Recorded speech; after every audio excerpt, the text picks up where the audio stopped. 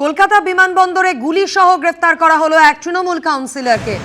আরও একবার জানিয়ে রাখি, কলকাতা বিমানবন্দরে গুলি সহ গ্রেফতার করা হয়েছে এক তৃণমূল কাউন্সিলরকে। তার ব্যাগে মিলেছে 6 রাউন্ড গুলি এবং একটি খালি ম্যাগাজিন। ঠিক কি অভিযোগ এই তৃণমূল কাউন্সিলরের বিরুদ্ধে, পুলিশ সূত্রে কি জানা যাচ্ছে, আরো বিস্তারিত আমাদের জানাবেন প্রতিনিধি ময়ূক ঠাকুর চক্রবর্তী আমাদের সঙ্গে রয়েছেন। ময়ূক, দেখো, যেটা জানা যাচ্ছে যে কলকাতা বিমানবন্দরে আগ্নেয়াস্ত্র, ম্যাগাজিন ও গুলি সহ গ্রেফতার যে পূজালি পুরসভা, দক্ষিণ 24 পরগনার মহেশতলা বজবজ সংলগ্ন পূজালি, সেই পূজালি পুরসভার 14 নম্বর ওয়ার্ডের তৃণমূল কাউন্সিলর আমিরুল শেখ ইসলাম। আমি আবার বলছি, আমিরুল শেখ ইসলাম, ইনি তৃণমূল কংগ্রেসের কাউন্সিলর, পূজালি পুরসভার 14 নম্বর ওয়ার্ডের।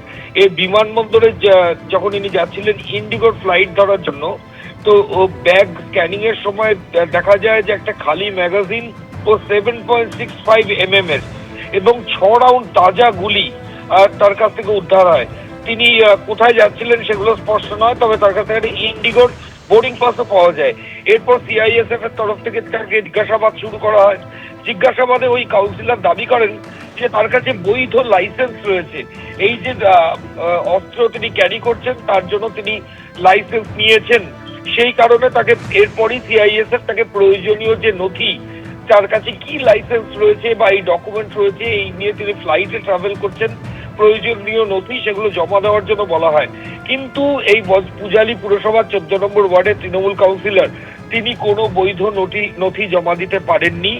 এরপরই এনএসসিবিআই থানাতে মামলা রুজু করে বিমানবন্দর কর্তৃপক্ষ। সিআইএসএফ এর তরফ থেকে এনএসসিবিআই থানাকে জানানো হয় এবং এনএসসিবিআই থানা অস্ত্র আইনে এই বজবজের পূজালি পুরসভার 14 নম্বর ওয়ার্ডের তৃণমূল কাউন্সিলরকে অ্যারেস্ট করেছে। মাধুরী, ধন্যবাদ ময়ূক।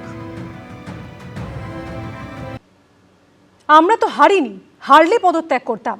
রাজ্যে তৃণমূল ধরাশায়ী হওয়ার পরও এমন আজব দাবি করলেন মমতা বন্দ্যোপাধ্যায়, যা তীব্র সমালোচনা করেছে বিজেপি। লজ্জাজনক হারের পরেও কেন ক্ষমতা আঁকড়ে ধরে থাকতে চাইছেন তৃণমূল নেত্রী, উঠছে প্রশ্ন। এ যেন ভোট সুনামি, এ যেন হরপাবান। বিজেপির পক্ষে পশ্চিমবঙ্গবাসীর বিপুল জনমত। এসবার 200 পার। বিজেপির জয় চাপা পড়ে গেল তৃণমূল, ওঠার ক্ষমতাটুকু নেই। 15 বছর ক্ষমতায় থাকার পর নিজের বিধানসভা গণনা কেন্দ্রে গিয়ে এই স্লোগান শুনতে হলো মমতা বন্দ্যোপাধ্যায়কে।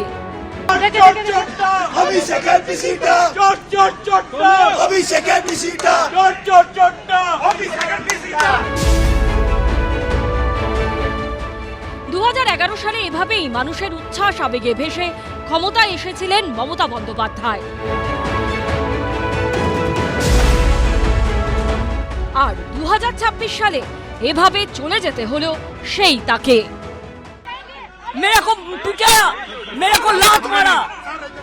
মঙ্গলবার আজব দাবি করলেন তিনি। হারলে আমি যদি শপথ দিতে যেতাম তাহলে আমি রেজিগনেশনটা করতাম। এখন তো কোশ্চেন ডাজন্ট অ্যারাইজ। কিন্তু নিজের হার, দলের লজ্জাজনক হারের পরও কেন ক্ষমতা আঁকড়ে থাকতে চাইছেন মমতা বন্দ্যোপাধ্যায়? যা সম্ভব নয় তা জেনেও কেন পদত্যাগ করতে চাইছেন না তিনি? গণতান্ত্রিক পদ্ধতিতে কি কোনো বিশ্বাস নেই মমতা বন্দ্যোপাধ্যায়ের? তার এই বিতর্কিত চাঞ্চল্যকর মন্তব্যের জেরে উঠছে প্রশ্ন। কেন, কিসের জন্য? আমরা তো হারিয়ে নিয়ে যাব। জোর করে, দখল করে যদি কেউ মনে করে যে আমি কি রেজিগনেশন দিতে হবে, নো, নট দ্যাট। কিন্তু এ কি করে সম্ভব? হারলে হার স্বীকার করে রাজ্যপালের কাছে পদত্যাগ করতে হয়, এটাই তো নীতি, পদ্ধতি, নিয়ম, রেওয়াজ। হারের পর কি মমতা বন্দ্যোপাধ্যায়ের এসবের উপর থেকে বিশ্বাস উঠে গেছে? 2011 সালে মমতা বন্দ্যোপাধ্যায়ের দলের কাছে যখন সিপিএম পরাজিত হয়েছিল, তখন রেজাল্ট বার হতে না হতেই বুদ্ধদেব ভট্টাচার্য রাজ্যপালের কাছে গিয়ে ইস্তফা দিয়েছিলেন। এটাই পদ্ধতি। তাহলে কার্যত গোহারা হারার পরও মমতা বন্দ্যোপাধ্যায় কেন ইস্তফা দিতে রাজি হচ্ছেন না? পরাজয়ের ফলে তিনি কি দিশেহারা হয়ে পড়েছেন? ভোটে জয় পরাজয় থাকবে, তাহলে সত্যিকে সত্যি বলে স্বীকার করে নিতে অসুবিধা কোথায়? যে ধরনের কথা উনি বলছেন সেটাতে উনি নিজেকে হাস্যাস্পদ করে তুলছেন। উনি কিছুদিন ধরে প্রচারের আলোয় থাকতে চাইছেন এইসব ধরনের কথা বলতে। এইসব জোকারির কোনো উত্তর ভারতীয় জনতা পার্টি বা সংবিধানে বিশ্বাস করা কোনো রাজনৈতিক দল দিতে পারে বলে আমার মনে হয় না। 7ই মে বৃহস্পতিবার শেষ হবে চলতি রাজ্য সরকারের মেয়াদ। কিন্তু মমতা বন্দ্যোপাধ্যায় কি করবেন? ভোটের ফলাফল বেরোনোর পরও তার মন্তব্যে বিতর্ক থামছে না। আশাবুল হোসেন, দীপক ঘোষ ও শিবাশিস মৌলিকের রিপোর্ট, এবিপি আনন্দ। তামিলনাড়ুতে হারার পর মুখ্যমন্ত্রী পদ থেকে ইস্তফা দিয়েছেন এম.কে. স্ট্যালিন। অসমে হার স্বীকার করেছেন কংগ্রেসের গৌরব গগৈ। অথচ পশ্চিমবঙ্গে পদত্যাগ করতে নারাজ মমতা বন্দ্যোপাধ্যায়, যা নিয়ে বইছে সমালোচনার ঝড়।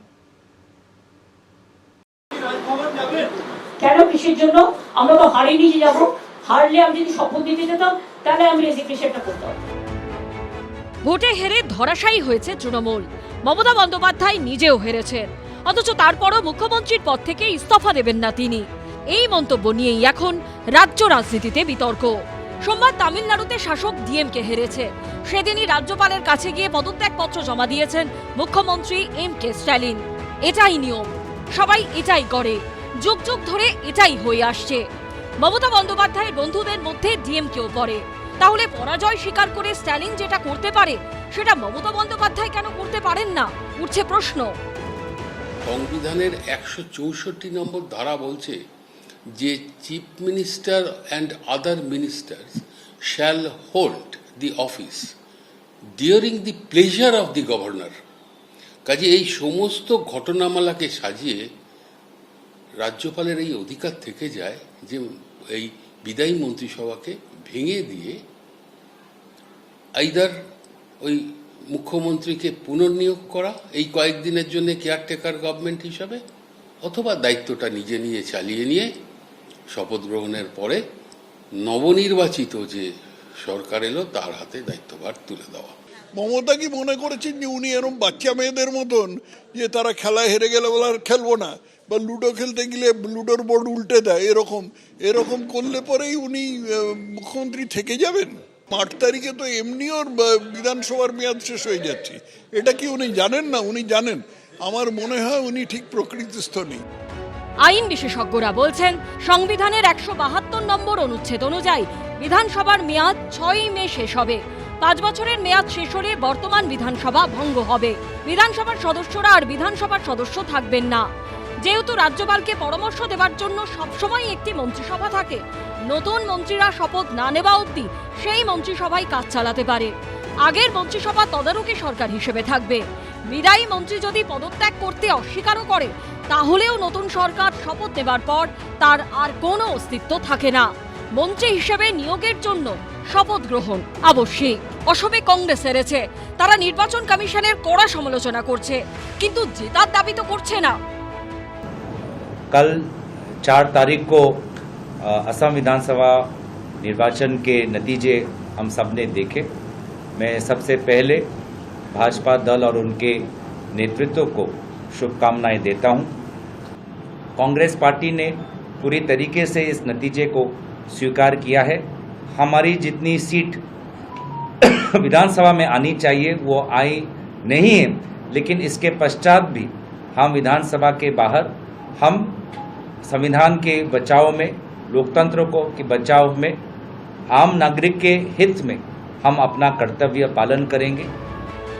গৌরব গগৈয়ের মতো তরুণ কংগ্রেস নেতা যেটা করতে পারেন, দীর্ঘদিনের সাংসদ, প্রাক্তন কেন্দ্রীয় মন্ত্রী, 3 বারের মুখ্যমন্ত্রী, এই সহজ কাজটা কেন সহজভাবে করতে পারছেন না? জোর করে দখল করে যদি কেউ মনে করে যে আমি কি রেজিগনেশন দিতে হবে, no, not that. Now also I want to say that we didn't lose the election. It is their forceful attempt to defeat us. Morally I am telling you that we won the election. 24-এ আমরা 12টা seat পেয়েছিলাম। আমি রাজ্য সভাপতি ছিলাম। আমি হাত জোর করে মেনে নিয়েছিলাম যে হ্যাঁ, ভারতীয় জনতা পার্টিকে জনগণ ভোট কম দিয়েছে, সেজন্য আমরা 12টা সিট জিতেছি। এই যে ইভিএম, ইসি, হ্যান ত্যান বলা মানে আপনি বাংলার মানুষকে আরও একবার অপমান করছেন। আর বাংলার মানুষকে যত অপমান করবেন, যত বাংলার সংস্কৃতিকে অপমান করবেন, বাংলার মানুষ ততবার আপনার বিরুদ্ধে ভোট দেবে। এই প্রেক্ষাপটে বিজেপির জাতীয় মুখপাত্র গৌরব ভাটিয়া মমতা বন্দ্যোপাধ্যায়ের এই ছবি পোস্ট করে সোশ্যাল মিডিয়ায় লিখেছেন, স্বাধীন ভারতের ইতিহাসেই প্রথম কোন মুখ্যমন্ত্রী নির্বাচনে পরাজিত হওয়া সত্ত্বেও পদত্যাগ করতে অস্বীকার করছেন। ক্ষমতার মোহ আঁকড়ে ধরে মমতা বন্দ্যোপাধ্যায় কেবল নৈরাজ্যই সৃষ্টি করছেন না, বরং ভোটারদের অনুভূতি এবং জনাদেশের পবিত্রতাকে প্রকাশ্যে অবমাননা করছেন। এ এক চরম সাংবিধানিক বিপর্যয়। মানুষ তাড়িয়ে দিয়ে থাকে, বারবার হেরেছেন, পুরো মানে রাজ্যে প্রত্যাখ্যান করে তৃণমূলকে, তারপর পদত্যাগ করবে না। ওনার তো কালকে পদত্যাগ করা হয়েছিল। ন্যূনতম যদি লজ্জা থাকতো তাহলে এতক্ষণ পদত্যাগ করে দিতেন, কিন্তু কি বলবেন, নির্লজ্জতার উদাহরণ রাখছেন তিনি। সে 1 নম্বর নির্লজ্জ ব্যক্তির নাম হচ্ছে মমতা ব্যানার্জি। মানুষ যখন তৃণমূলকে ত্যাগ করেছে তখন সেটা মেনে নেবার পরিবর্তে পদত্যাগ না করার গো ধরে বসে থাকা কি জনতার রায়ের অপমান নয়? উনি যেটা করছেন সেটা ভদ্রতা বোধ থাকলে করতেন না, সৌজন্য থাকলে করতেন না। উনি যদি সৎ রাজনীতিবিদ হতেন তাহলে করতেন না। তো উনি তো কোনোদিন সৎ রাজনীতিবিদ ছিলেন না, তিনি সবসময় দুর্নীতি করে এসেছেন এবং সেইটা করতেই তিনি জানেন। শেষমেশ কি হবে সেটাই দেখার। আশাবুল হোসেন, সৌভিক মজুমদার ও ঐশী মুখোপাধ্যায়ের রিপোর্ট, এবিপি আনন্দ। এবিপি আনন্দ, এগিয়ে থাকে, এগিয়ে রাখে।